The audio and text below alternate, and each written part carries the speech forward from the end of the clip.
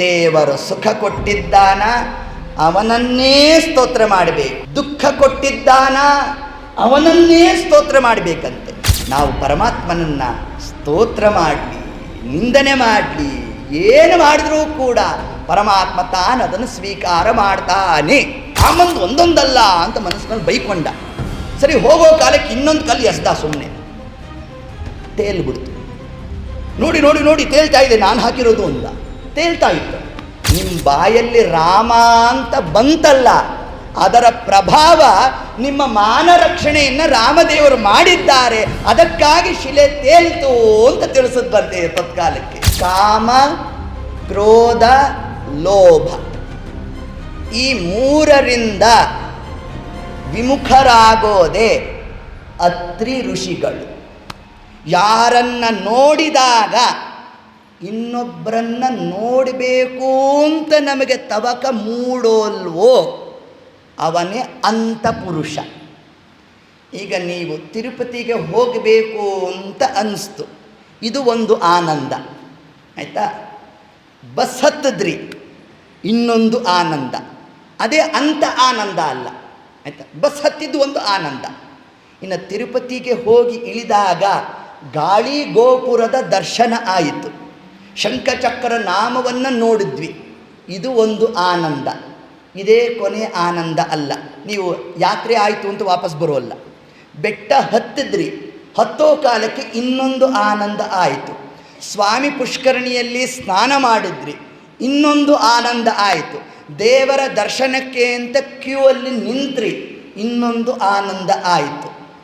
ದೇವರ ದರ್ಶನ ಆಯಿತು ಅಂತಂದರೆ ಇನ್ನೊಂದು ಕಾರ್ಯ ಅಂತ ಇಲ್ಲ. ದರ್ಶನ ಆಯಿತು ಅಂದರೆ ಇನ್ನು ಪುನಃ ನಾವು ವಾಪಸ್ಸು ಬರೋದೆ. ಅಂದರೆ ಯಾರನ್ನು ಕಂಡಾಗ ಇನ್ನೊಂದು ಪದಾರ್ಥದ ಅವಶ್ಯಕತೆ ಇಲ್ಲ ಅಂತ ತೋರುತ್ತೋ ಅವನೇ ಅಂತನಾದ ಅನಂತನಾದ ಪರಮಾತ್ಮ, ಅವನೇ ಶಬ್ದವಾಚ್ಯನಾಗಿದ್ದಾನೆ. ಅಂತಹ ಪರಮಾತ್ಮನನ್ನೇ ಕರೆಯೋರು ಯಾರು? ಗೋವುಗಳು ಕರೆಯತ್ತಂತೆ. ಅಂತಾಯ ನಮಃ ಬಾ ಅಂತ ಕರೆಯುತ್ತಂತೆ. ಅದಕ್ಕೆ ನಮ್ಮ ದೇವರಂದ, ನೀನು ಯಾವಾಗ ಕರೀತೀಯೋ ನಾನು ಬರ್ತೇನೆ ಅಂತ ಪರಮಾತ್ಮ ಹೇಳಿದ್ದಾನಂತೆ. ಅದಕ್ಕೆ ಕೃಷ್ಣನನ್ನು ಏನಂತ ಕರೆದಿದ್ದಾರೆ? ಗೋಪಾಲ ಅಂತ ದೇವರನ್ನು ಕರೆದಿದ್ದಾರೆ ಅನ್ನೋ ಒಂದು ಅಂಶವನ್ನೇ ನಮಗಿಲ್ಲಿ ವಿಶೇಷವಾಗಿ ಉಲ್ಲೇಖವನ್ನು ಮಾಡ್ತಾ, ಹೀಗೆ ಆ ಪರಮಾತ್ಮನನ್ನು ಹೂತಿ ಕರೆಯೋದೇ ದೇವಹೂತಿ ಅಂತ ಕರೆದು. ಕಷ್ಟ ಬಂದಾಗ ಅಲ್ಲಿ ಇಲ್ಲಿ ಎಲ್ಲ ಹೋಗಬಾರದು. ವಾಮಾಚಾರ ಮೊದಲಾದಂತಹ ತಾಮಸ ಪ್ರವೃತ್ತಿಗೆ ಮನಸ್ಸನ್ನು ಕೊಡದೆ ಸುಖವಾಗಲಿ ಬಹು ದುಃಖವಾಗಲಿ ಸಖನೀನಾಗಿರು ಪಾಂಡುರಂಗ.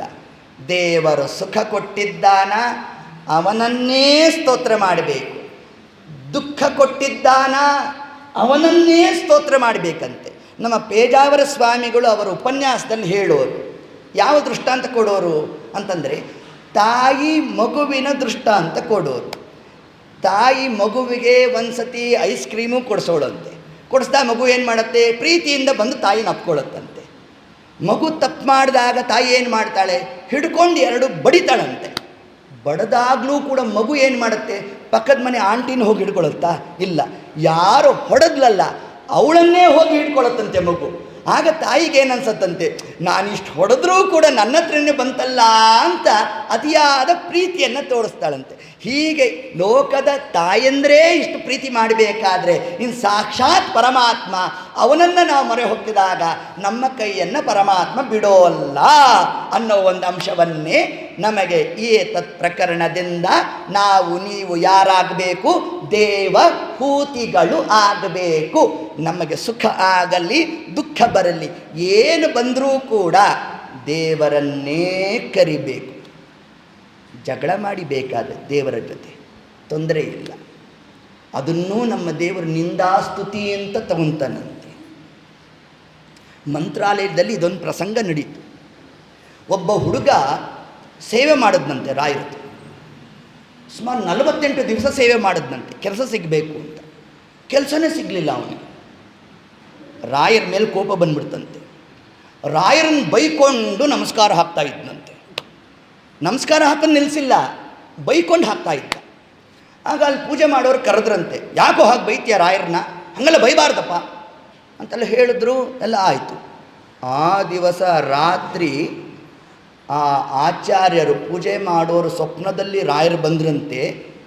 ಅವನು ಬೈಕೊಂಡಾದರೂ ಮಾಡಲಿ, ಹೊಗಳ್ಕೊಂಡಾದರೂ ಮಾಡಲಿ, ಅವನು ಏನು ಮಾಡಿದ್ರೂ ನನಗೆ ಪ್ರೀತಿ, ಅವನನ್ನು ನಮಸ್ಕಾರ ಹಾಕೋದು ಮಾತ್ರ ತಡಿಬೇಡಿ ಅಂದ್ರಂತೆ ರಾಯರು. ಇದರ ತಾತ್ಪರ್ಯ, ನಾವು ಪರಮಾತ್ಮನನ್ನು ಸ್ತೋತ್ರ ಮಾಡಲಿ, ನಿಂದನೆ ಮಾಡಲಿ, ಏನು ಮಾಡಿದ್ರೂ ಕೂಡ ಪರಮಾತ್ಮ ತಾನು ಅದನ್ನು ಸ್ವೀಕಾರ ಮಾಡ್ತಾನೆ. ದ್ವೇಷದಿಂದ ಹರಿನಾಮ ಸ್ಮರಣೆ ಮಾಡಿದಾಗಲೂ ಕೂಡ ಮಾನ ರಕ್ಷಣೆ ಮಾಡಿದ್ದಾನೆ. ಯಾರಿಗೆ? ರಾವಣನಿಗೆ. ಈ ರಾಮಸೇತು ನಿರ್ಮಾಣ ಆಗಬೇಕಾದರೆ ಆ ಬಂಡೆ ಗಲ್ಲಿನ ಮೇಲೆ ರಾಮ ಅಂತ ಬರೆದ್ರೆ ಎಲ್ಲ ತೇಲ್ತಾ ಇತ್ತು. ಈ ವಿಷಯ ಲಂಕಾಪುರದಲ್ಲಿ ಮುಟ್ಬಿಡ್ತು. ಎಲ್ಲ ಕಡೆ ವ್ಯಾಪಕವಾಗಿ ಹರಡ್ಬಿಡ್ತಂತೆ ವಿಷಯ. ಏನ್ರೀ ರಾಮದೇವರ ಮಹಿಮಾ, ಎಲ್ಲ ರಾಕ್ಷಸರು ಮಾತಾಡ್ತಾ ಇದ್ರು. ಅವನ ಹೆಸರಿಗೆ ಇಷ್ಟು ಮಹಿಮೆ ಇದೆ ಅಂತಂದರೆ ಇನ್ನು ಅವನು ಬಂದು ಬಾಣ ಪ್ರಯೋಗ ಮಾಡಿದ್ರೆ ಚೂರ್ಣಯಾಮಾಸ, ನಾವೆಲ್ಲ ಪುಡಿಪುಡಿ ಆಗುವುದೇ ಅಂತ ಅನ್ಕೊಂಡು ರಾವಣನಿಗೆ ತಲೆ ಬಿಸಿ ಆಗೋಯಿತು. ಇದು ಏನಪ್ಪ, ಇವರೆಲ್ಲ ಯುದ್ಧ ಮಾಡಬೇಕು ಅಂತಂದರೆ ಹೆದರ್ಕೊಂಡು ಕೂತಿದ್ದಾರಲ್ಲ, ಇವ್ರನ್ನೆಲ್ಲ ಸ್ವಲ್ಪ ಉತ್ತೇಜಿಸಬೇಕು ಅಂತ ರಾವಣ ಮಾರನೇ ದಿವಸ ಎಲ್ಲರನ್ನೂ ಕರ್ಕೊಂಡು ಸಮುದ್ರ ತೀರಕ್ಕೆ ಹೋದ. ರಾಮ ಮಾಡೋದೇನು ದೊಡ್ಡದಲ್ಲ, ನಾನು ಮಾಡ್ತೀನಿ ನೋಡ್ರಿ ಅಂತ ಒಂದು ಕಲ್ಲು ತಗೊಂಡ, ಸಮುದ್ರಕ್ಕೆ ಹಾಕ್ದ. ಮುಳುಗೇ ಹೋಯ್ತದು. ಅಯ್ಯಯ್ಯೋ ಇದೇನು ಕತೆ ಹಿಂಗಾಗೋಯಿತು, ಈ ರಾಮಂದು ಒಂದೊಂದಲ್ಲ ಅಂತ ಮನಸ್ಸಿನಲ್ಲಿ ಬೈಕೊಂಡ. ಸರಿ, ಹೋಗೋ ಕಾಲಕ್ಕೆ ಇನ್ನೊಂದು ಕಲ್ಲು ಎಸ್ದ, ಸುಮ್ಮನೆ ತೇಲ್ಬಿಡ್ತು. ನೋಡಿ ನೋಡಿ ನೋಡಿ ತೇಲ್ತಾ ಇದೆ, ನಾನು ಹಾಕಿರೋದು ಅಂತ ತೇಲ್ತಾ ಇತ್ತು. ಹೆಂಗಾಯಿತು ಏನು, ಎಲ್ಲರೂ ರಾವಣನಿಗೂ ಭಾರಿ ಶಕ್ತಿ ಇದೆ ಅಂತೆಲ್ಲ ಅಂದ್ಕೊಂಡ್ರು. ಎಲ್ಲ ಬಂದರು. ಮಂಡೋದರಿ ಹತ್ರ ಹೇಳ್ದ ರಾವಣ, ಇವತ್ತು ನನ್ನ ಪ್ರತಾಪ ನೋಡಬೇಕಿತ್ತು, ನೀನು ಒಂದು ಶಿಲೆ ತಗೊಂಡು ಹಾಕಿದ್ರೆ ತೇಲ್ಬಿಡ್ತದು ಅಂತ. ಆಗ ಮಂಡೋದರಿ ಅಂದ್ಲು, ನಿಮ್ಮಲ್ಲಿ ಅಂತಹ ಮಂತ್ರಶಕ್ತಿ ಹೇಗೆ ಬಂತು, ಅದೇನು ಮಾಡಿದ್ರೆ ಹೇಳಿ ನೋಡೋಣ ಅಂತ. ಏನಿಲ್ಲ, ಮೊದಲಿಗೆ ಸುಮ್ಮನೆ ಒಂದು ಸತಿ ಹಾಕದೆ ಮುಳುಗೋಯ್ತು. ಆಗ ವಿಪರೀತ ಅವಮಾನ ಆಗೋಯ್ತು. ಆ ರಾಮ ಅವನನ್ನು ಬೈಕೊಂಡು ಹಾಕಿದೆ. ಆಗ ಮಂಡೋದರಿ ಅಂದ್ಲು, ನಿಮ್ಮ ಬಾಯಲ್ಲಿ ರಾಮ ಅಂತ ಬಂತಲ್ಲ, ಅದರ ಪ್ರಭಾವ ನಿಮ್ಮ ಮಾನ ರಕ್ಷಣೆಯನ್ನು ರಾಮದೇವರು ಮಾಡಿದ್ದಾರೆ, ಅದಕ್ಕಾಗಿ ಶಿಲೆ ತೇಲ್ತು ಅಂತ ತಿಳಿಸಿದ್ವಂತೆ ತತ್ಕಾಲಕ್ಕೆ.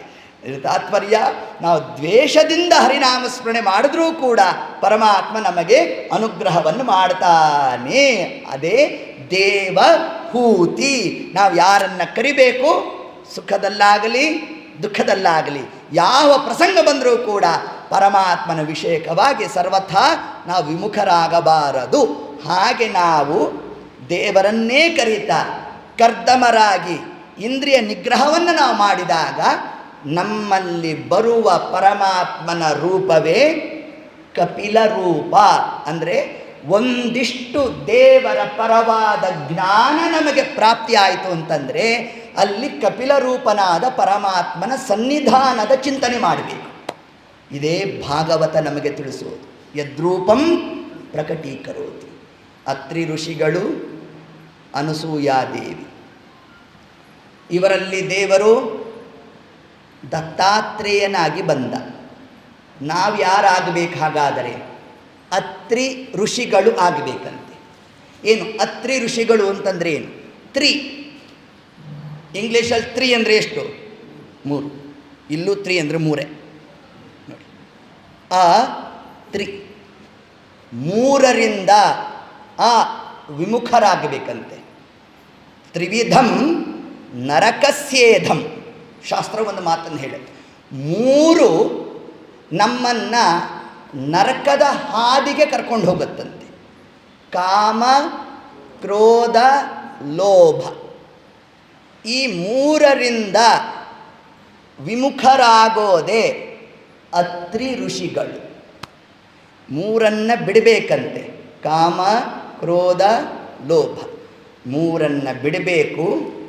ಜೊತೆಗೆ ಯಾರಾಗಬೇಕು? ಅನಸೂಯಾದೇವಿ ಆಗಬೇಕು. ಹೊಟ್ಟೆ ಕಿಚ್ಚನ್ನು ಬಿಡಬೇಕು. ಯಾವುದು ಬೇಕಾದ್ರೂ ಬಿಡ್ಬೋದು, ಹೊಟ್ಟೆ ಕಿಚ್ಚು ಬಿಡೋದೇ ಕಷ್ಟ. ನಮ್ಮವ್ರು ಹೊಸ ಕಾರ್ ತೊಗೊಂಬಿಟ್ರೆ ಸಂಕಟ ಇವನಿಗೆ, ನೋಡ್ರಿ ಅವ್ರ ಪುಣ್ಯ ಹಿಂಗಂತ ಇರ್ತಾನೆ. ಅದೇ ಯಾರೋ ಬೇರೆಯವ್ರು ತೊಗೊಂಡ್ರು ಅಂದರೆ ಏನೋ ಸಮಾಧಾನ ಮಾಡ್ಕೊಂಡಿರ್ತಾನೆ. ಇದೇ ಲೋಕದ ಕ್ರಮ ಆಗಿದೆ. ಹೀಗಿದ್ದರೆ ದೇವರ ಆಗಮನ ನಮ್ಮಲ್ಲಿ ಆಗೋಲ್ಲ. ಹೊಟ್ಟೆ ಕಿಚ್ಚನ್ನು ಬಿಡಬೇಕು. ಅಸೂಯೆಯನ್ನು ಬಿಡೋದೇ ಅನಸೂಯ. 3 ಕಾಮಕ್ರೋಧ ಲೋಭಾದಿಗಳನ್ನು ಬಿಡೋದೇ ಅತ್ರಿ ಋಷಿಗಳು. ಹೀಗೆ ನಾವು ಸಾಧನೆಯನ್ನು ಮಾಡಿದಾಗ ಅಲ್ಲಿ ಬರುವ ಪರಮಾತ್ಮನ ರೂಪವೇ ದತ್ತಾತ್ರೇಯ ರೂಪ.